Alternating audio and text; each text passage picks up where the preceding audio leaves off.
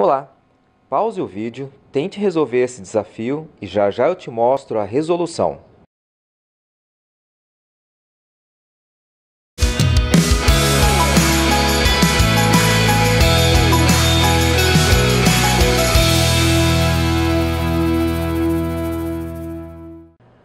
Esse próximo exercício ele é encontrado numa coleção de problemas do Papiro de Hind, que é um dos documentos mais importantes da história da matemática. Ele foi escrito por volta de 1650 a.C., lá no Egito. Ele é importante porque ele mostra, por exemplo, como que os egípcios lidavam com as frações. Para ele, por exemplo, as frações elas eram sempre frações unitárias, ou seja, frações cujo numerador, o número que está em cima, o numerador é igual a 1. Essas frações são inclusive chamadas de frações egípcias. Imagina, só trabalhar com frações unitárias para fazer qualquer tipo de operação envolvendo frações. Por isso que no começo desse papiro tem uma tabela com decomposição de frações. Para eles, saber lidar com frações era algo muito importante. Bom, continuando. Nesse exercício eu não vou precisar dessas frações unitárias, tá? Dividir 100 em 5 pessoas, então aqui eu coloquei as 5 pessoas em partes crescendo por diferenças iguais. E de modo que, bom, esse resto de modo que a gente vê depois. Crescendo por diferenças iguais, então vamos fazer o seguinte. Se todos eles recebessem a mesma quantidade, eles receberiam x, certo? Acontece que a maioria dos alunos poderia pensar assim, bom, se as diferenças são iguais, quer dizer que esse cara vai receber um valor a mais que esse, que é o A. Esse recebe o mesmo A mais do que esse, porque a diferença é sempre a mesma, que eu chamei de A. Então, se eu colocar mais A, vai dar 2A, aqui seria 3A e aqui seria 4A. A diferença entre eles é sempre A, Então, partes crescendo por diferenças iguais. Então, está crescendo, esse aqui é A mais do que esse também é A mais do que esse também é um valor A maior do que esse, e esse também é um valor A maior do que esse. Então, está exatamente do jeito que está aqui, certo? Só que isso não é uma coisa legal não de fazer. Sabe por quê? Porque, olha só, a soma aqui vai dar quanto? 5x mais quantos A? 10A. E você sabe que essa soma é 100. Então, você tem aqui uma equação com duas incógnitas. Tudo bem, até daria para fazer, mas eu não vou fazer isso. Por que que eu não vou fazer isso? Quando você tem aqui uma quantidade ímpar, são 5, certo? Ímpar. Uma quantidade ímpar, tem um cara aqui do meio, não tem? Começa com esse cara aqui do meio. Esse carinha aqui é x. Tudo bem? Ó.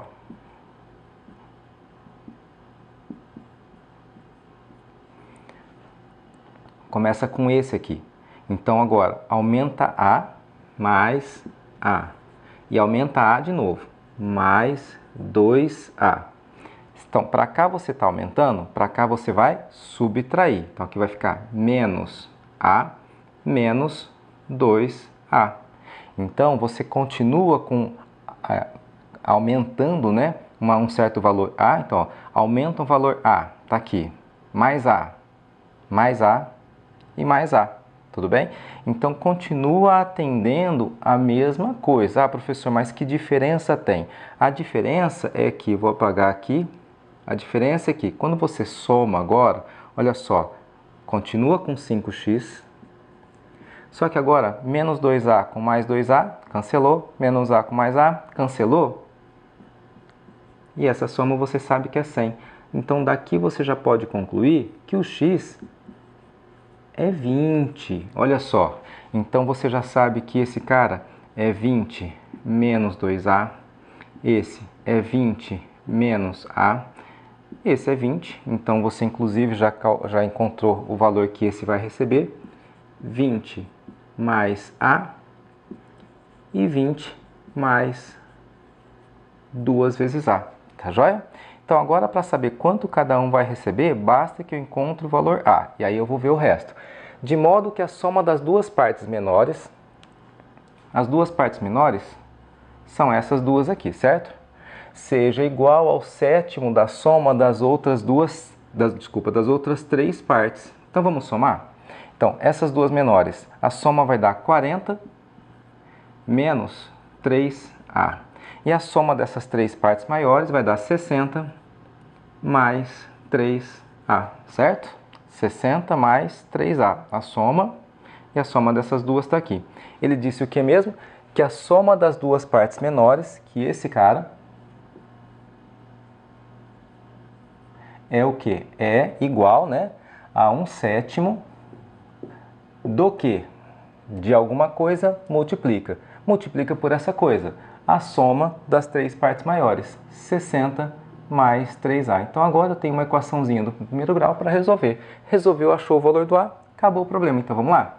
Multiplicou, 280 menos 21A, 60 mais 3A.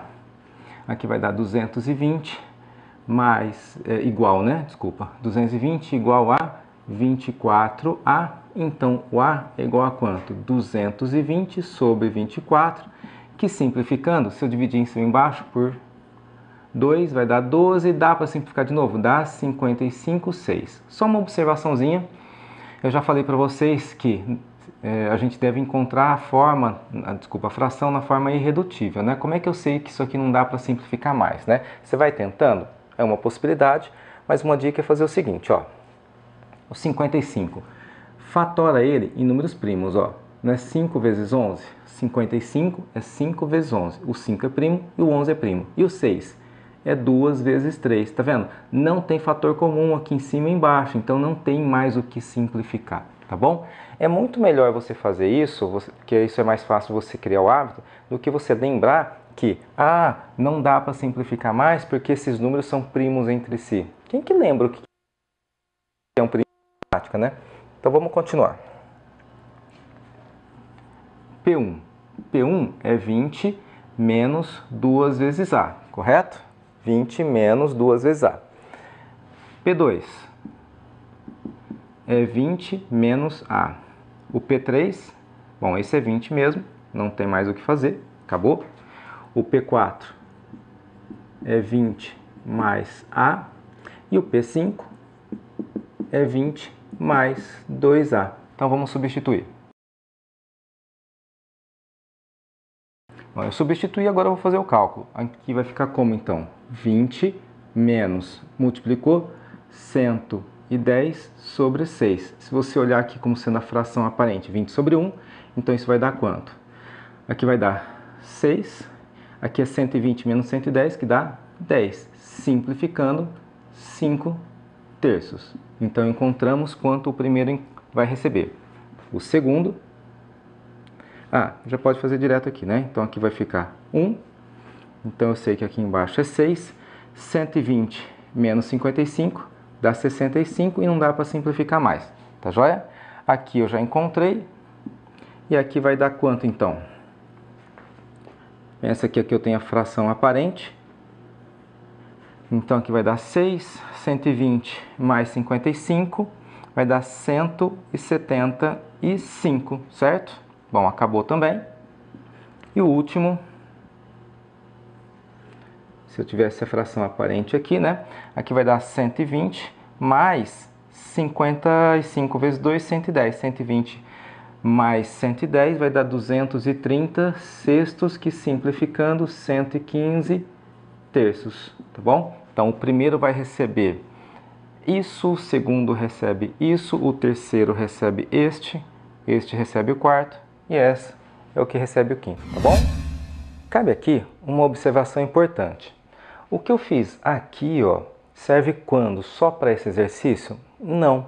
Sempre que você tiver uma PA, você não estudou ainda PA, um dia você vai estudar, mas se você já estudou PA, você percebeu que o que eu tenho aqui é uma PA, cuja razão é o A, certo?